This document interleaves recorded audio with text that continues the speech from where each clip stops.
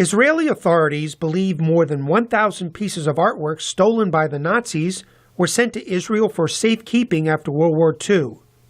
An Israeli state-run committee has been assigned to track down unclaimed assets in Israel of Jews killed during the Holocaust. On Thursday, the committee convened officials from Israel's major museums for a talk on the search effort. Israel Peleg is leading the committee. We know that after the war, at least 400 pieces of art paintings reached the shores of Israel.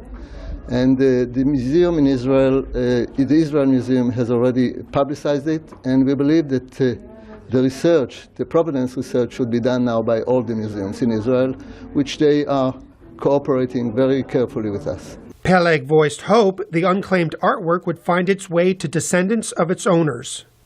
The idea of starting now this effort is a breakthrough in the effort to return to the rightful heirs of the Holocaust victims the pieces of art which belong to their families. Wesley Fisher is with the Conference on Jewish Material Claims Against Germany, which negotiates for restitution of Jewish-owned property. He welcomed the Israeli effort. As we do our work in the Claims Conference and in the World Jewish Restitution Organization in particular, we very often find that in regard to artworks, Judaica, libraries, manuscripts, we cannot reach closure on what went where and to find everything without knowing what went to Israel. The country's largest museum, the Israel Museum, has had success in returning Nazi-looted art to its owners.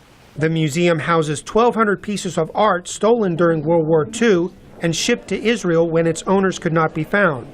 10 of the pieces have since been handed over to their rightful families. James Snyder is the museum's director. The Israel Museum, because we're in Israel, we feel that we need to be exemplary in the subject of restitution of art lost in World War II. The issue of Holocaust victims' unclaimed assets in Israel made headlines 3 years ago.